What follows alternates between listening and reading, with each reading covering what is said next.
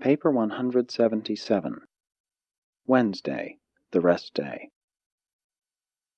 When the work of teaching the people did not press them, it was the custom of Jesus and his apostles to rest from their labors each Wednesday. On this particular Wednesday, they ate breakfast somewhat later than usual, and the camp was pervaded by an ominous silence. Little was said during the first half of this morning meal. At last Jesus spoke. "I desire that you rest today. Take time to think over all that has happened since we came to Jerusalem, and meditate on what is just ahead, of which I have plainly told you. Make sure that the truth abides in your lives, and that you daily grow in grace." After breakfast, the Master informed Andrew that he intended to be absent for the day, and suggested that the apostles be permitted to spend the time in accordance with their own choosing, except that under no circumstances should they go within the gates of Jerusalem. When Jesus made ready to go into the hills alone, David Zebedee accosted him, saying, "You well know, Master, that the Pharisees and rulers seek to destroy you, and yet you make ready to go alone into the hills. To do this is folly. I will therefore send 3 men with you, well prepared to see that no harm befalls you." Jesus looked over the 3 well-armed and stalwart Galileans, and said to David, "You mean well, but you err in that you fail to understand that the Son of Man needs no one to defend him. No man will lay hands on me until that hour when I am ready to lay down my life in conformity to my Father's will. These men may not accompany me. I desire to go alone, that I may commune with the Father." Upon hearing these words, David and his armed guards withdrew, but as Jesus started off alone, John Mark came forward with a small basket containing food and water, and suggested that, if he intended to be away all day, he might find himself hungry. The Master smiled on John and reached down to take the basket. 1. One day alone with God. As Jesus was about to take the lunch basket from John's hand, the young man ventured to say, "But, Master, you may set the basket down while you turn aside to pray, and go on without it. Besides, if I should go along to carry the lunch, you would be more free to worship, and I will surely be silent. I will ask no questions, and will stay by the basket when you go apart by yourself to pray." While making this speech, the temerity of which astonished some of the nearby listeners, John had made bold to hold on to the basket.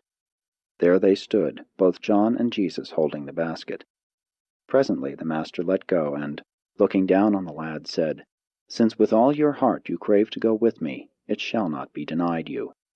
We will go off by ourselves and have a good visit. You may ask me any question that arises in your heart, and we will comfort and console each other. You may start out carrying the lunch, and when you grow weary, I will help you. Follow on with me." Jesus did not return to the camp that evening until after sunset. The Master spent this last day of quiet on earth visiting with this truth-hungry youth and talking with his Paradise Father. This event has become known on high as the day which a young man spent with God in the hills. Forever this occasion exemplifies the willingness of the Creator to fellowship the creature. Even a youth, if the desire of the heart is really supreme, can command the attention and enjoy the loving companionship of the God of a universe, actually experience the unforgettable ecstasy of being alone with God in the hills, and for a whole day. And such was the unique experience of John Mark on this Wednesday in the hills of Judea. Jesus visited much with John, talking freely about the affairs of this world and the next. John told Jesus how much he regretted that he had not been old enough to be one of the apostles, and expressed his great appreciation that he had been permitted to follow on with them since their first preaching at the Jordan Ford near Jericho, except for the trip to Phoenicia. Jesus warned the lad not to become discouraged by impending events, and assured him he would live to become a mighty messenger of the kingdom.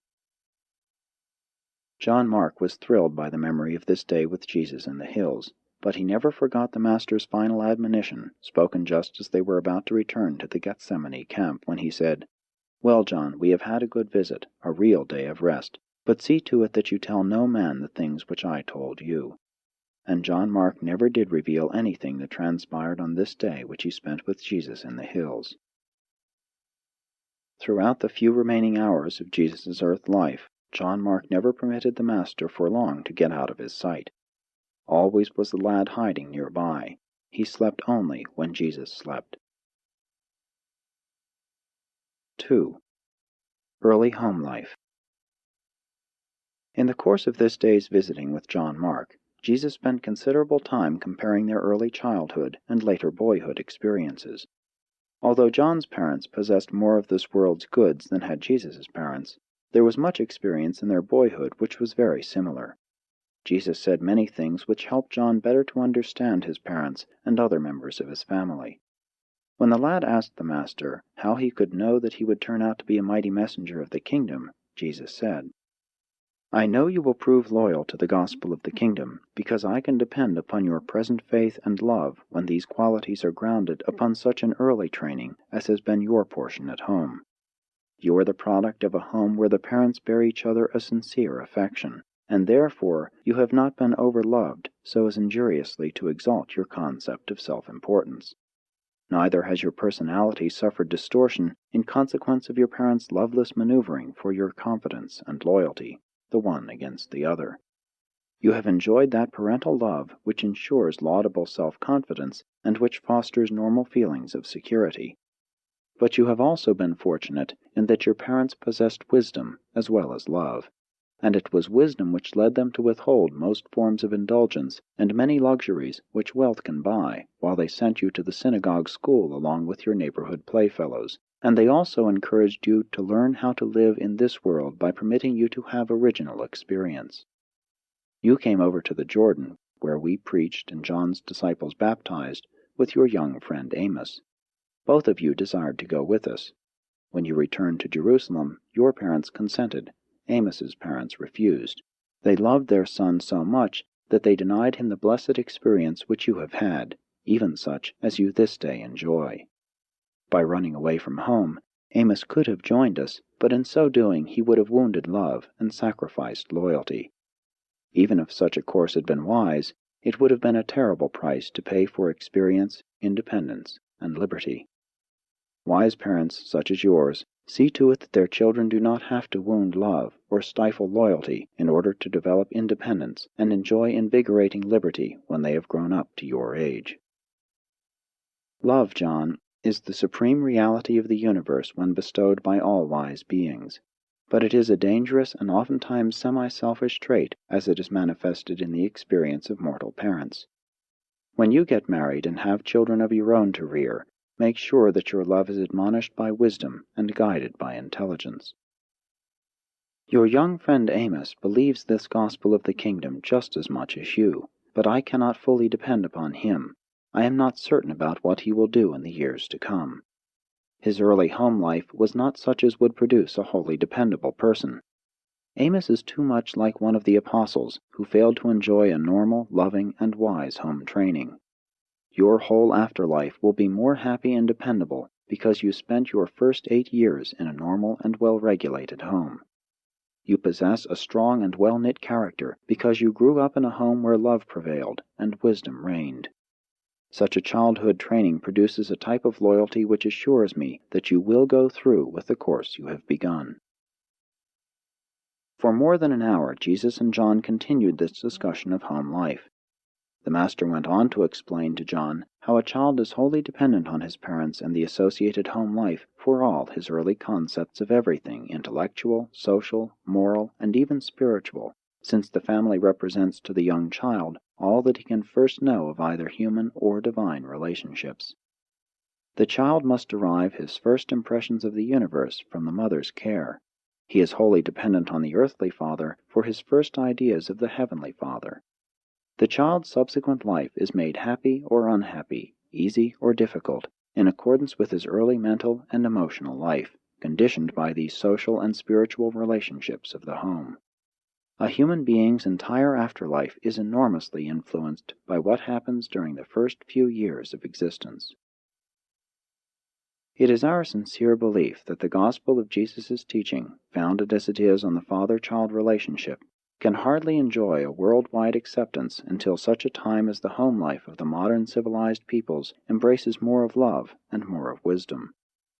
Notwithstanding that parents of the 20th century possess great knowledge and increased truth for improving the home and ennobling the home life, It remains a fact that very few modern homes are such good places in which to nurture boys and girls as Jesus' home in Galilee and John Mark's home in Judea, albeit the acceptance of Jesus' gospel will result in the immediate improvement of home life. The love life of a wise home and the loyal devotion of true religion exert a profound reciprocal influence upon each other. Such a home life enhances religion, and genuine religion always glorifies the home. It is true that many of the objectionable stunting influences and other cramping features of these olden Jewish homes have been virtually eliminated from many of the better regulated modern homes. There is indeed more spontaneous freedom and far more personal liberty, but this liberty is not restrained by love, motivated by loyalty, nor directed by the intelligent discipline of wisdom.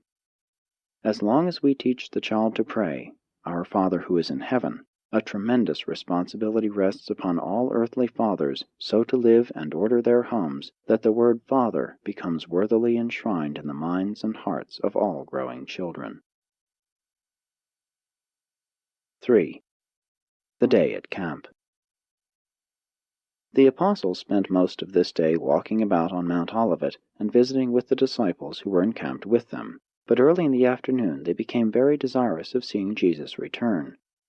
As the day wore on, they grew increasingly anxious about his safety. They felt inexpressibly lonely without him. There was much debating throughout the day as to whether the Master should have been allowed to go off by himself in the hills, accompanied only by an errand boy. Though no man openly so expressed his thoughts, there was not one of them, save Judas Iscariot, who did not wish himself in John Mark's place.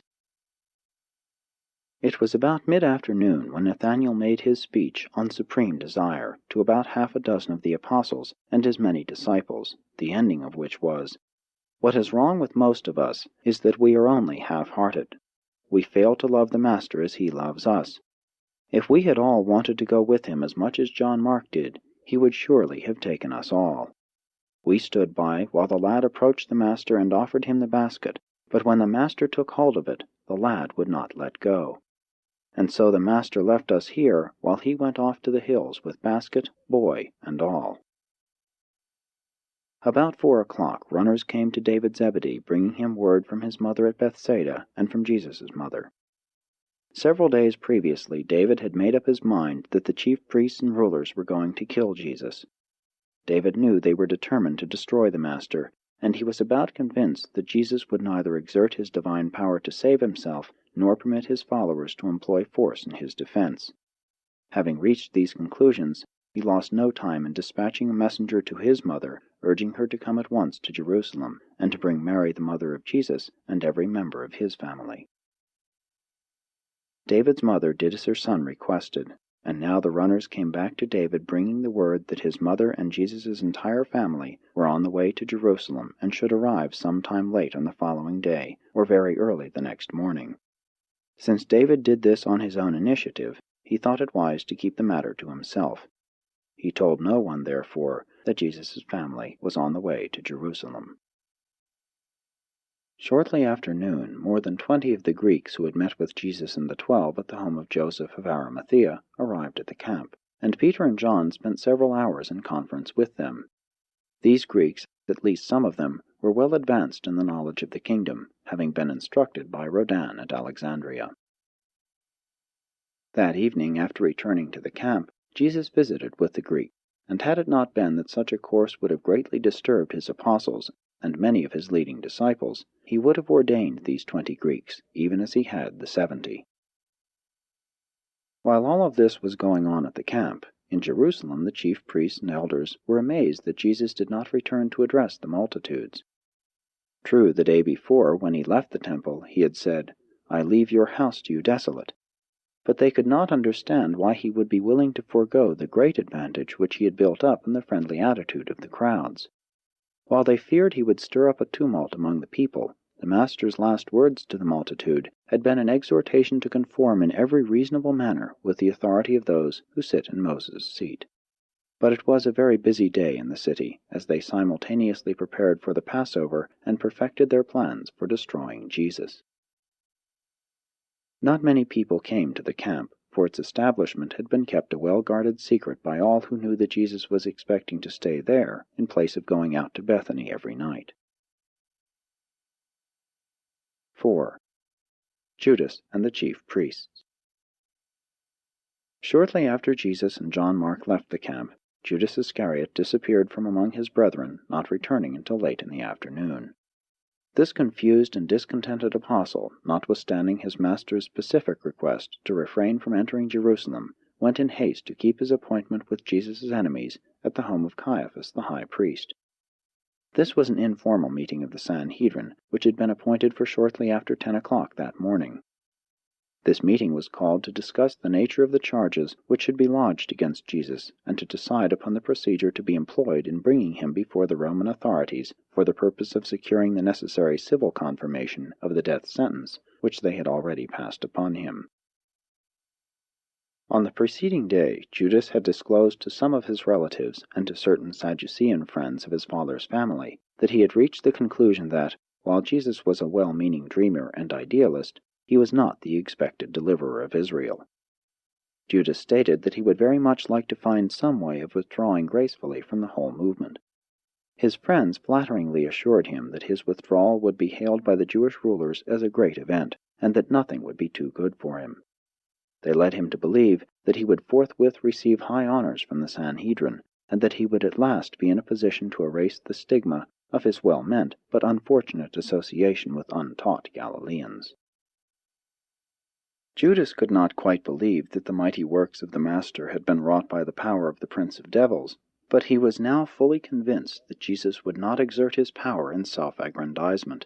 He was at last convinced that Jesus would allow himself to be destroyed by the Jewish rulers, and he could not endure the humiliating thought of being identified with a movement of defeat. He refused to entertain the idea of apparent failure.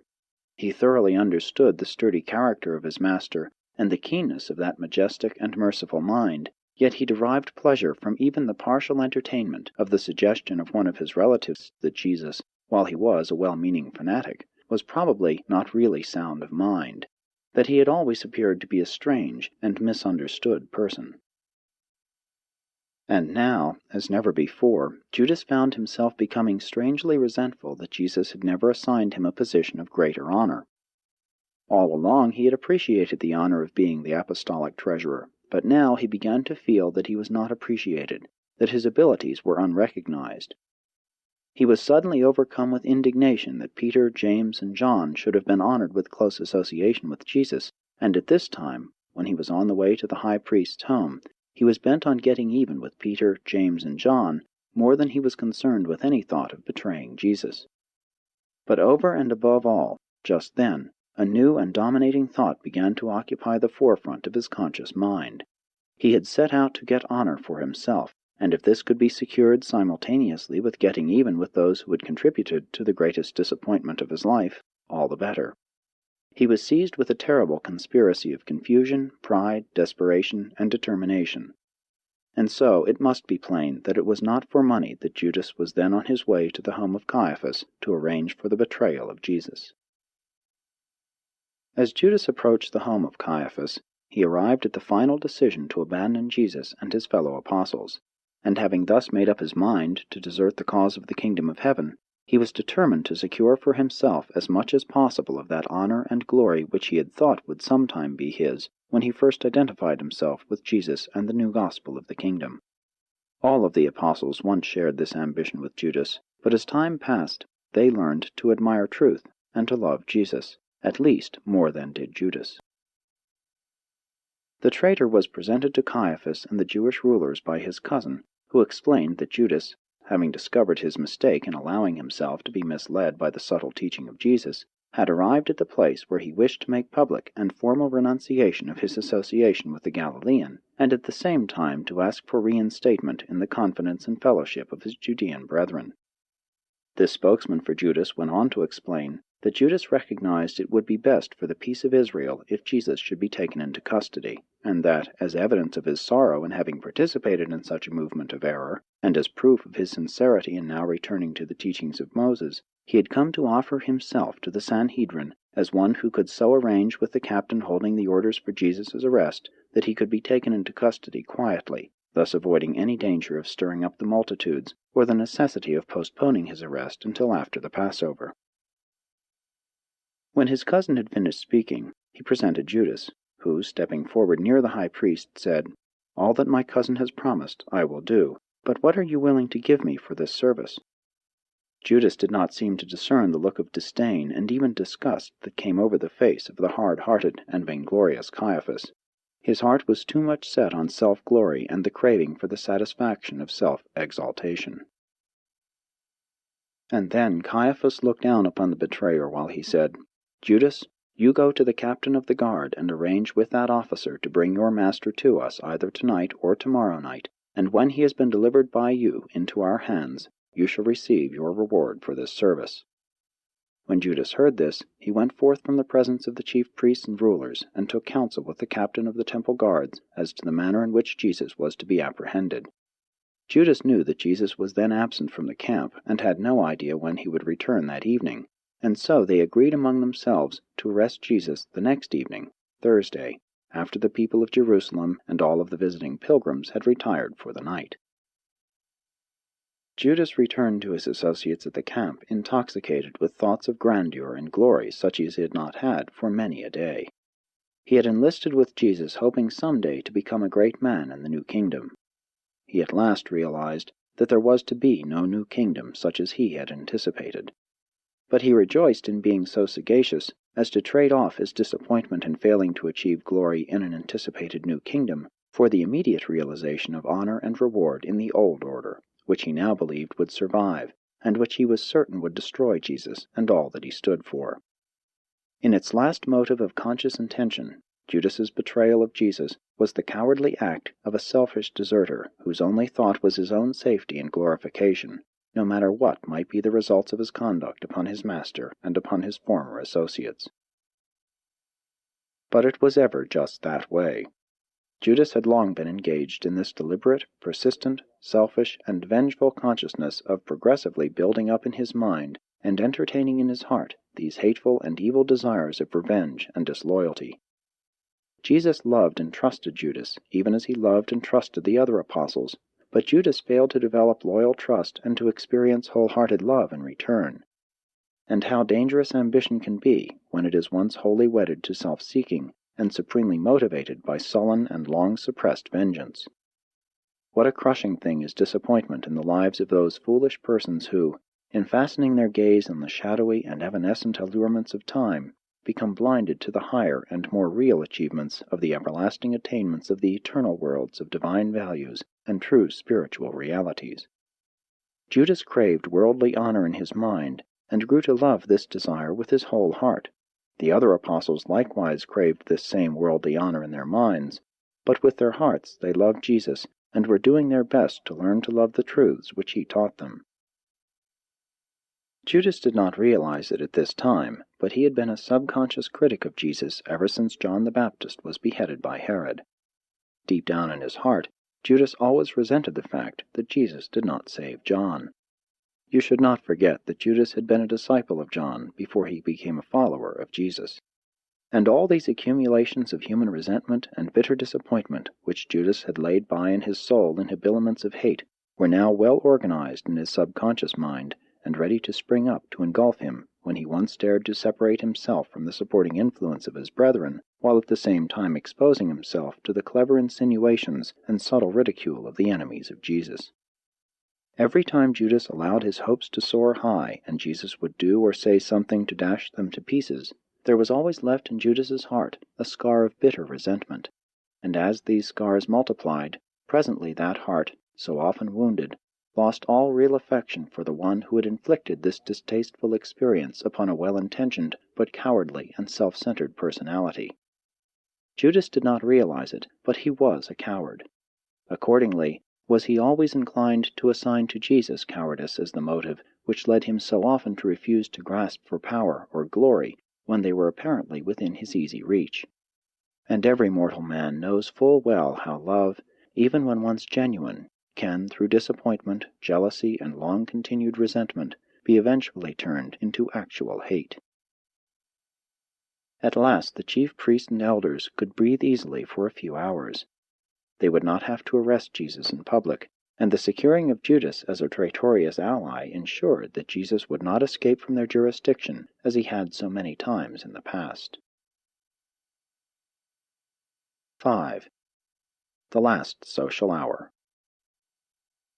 Since it was Wednesday, this evening at the camp was a social hour. The Master endeavored to cheer his downcast apostles, but that was well nigh impossible. They were all beginning to realize that disconcerting and crushing events were impending. They could not be cheerful, even when the Master recounted their years of eventful and loving association.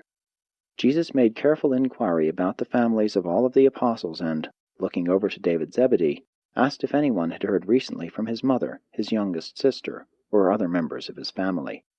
David looked down at his feet. He was afraid to answer. This was the occasion of Jesus' warning his followers to beware of the support of the multitude. He recounted their experiences in Galilee, when time and again great throngs of people enthusiastically followed them around, and then just as ardently turned against them and returned to their former ways of believing and living. And then he said, "And so you must not allow yourselves to be deceived by the great crowds who heard us in the temple, and who seemed to believe our teachings. These multitudes listen to the truth and believe it superficially with their minds, but few of them permit the word of truth to strike down into the heart with living roots. Those who know the gospel only in the mind, and who have not experienced it in the heart, cannot be depended upon for support when real trouble comes. When the rulers of the Jews reach an agreement to destroy the Son of Man, and when they strike with one accord, you will see the multitude either flee in dismay or else stand by in silent amazement while these maddened and blinded rulers lead the teachers of the gospel truth to their death.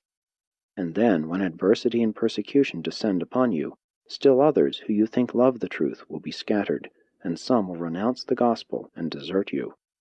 Some who have been very close to us have already made up their minds to desert. You have rested today in preparation for those times which are now upon us. Watch, therefore, and pray that on the morrow you may be strengthened for the days that are just ahead." The atmosphere of the camp was charged with an inexplicable tension. Silent messengers came and went, communicating with only David Zebedee. Before the evening had passed, certain ones knew that Lazarus had taken hasty flight from Bethany. John Mark was ominously silent after returning to camp, notwithstanding he had spent the whole day in the Master's company. Every effort to persuade him to talk only indicated clearly that Jesus had told him not to talk. Even the Master's good cheer and his unusual sociability frightened them. They all felt the certain drawing upon them of the terrible isolation which they realized was about to descend with crashing suddenness and inescapable terror. They vaguely sensed what was coming, and none felt prepared to face the test. The Master had been away all day. They had missed him tremendously. This Wednesday evening was the low-tide mark of their spiritual status up to the actual hour of the Master's death. Although the next day was one more day nearer the tragic Friday, still he was with them, and they passed through its anxious hours more gracefully. It was just before midnight when Jesus, knowing this would be the last night he would ever sleep through with his chosen family on earth, said, as he dispersed them for the night, "Go to your sleep, my brethren, and peace be upon you till we rise on the morrow, one more day to do the Father's will and experience the joy of knowing that we are his sons."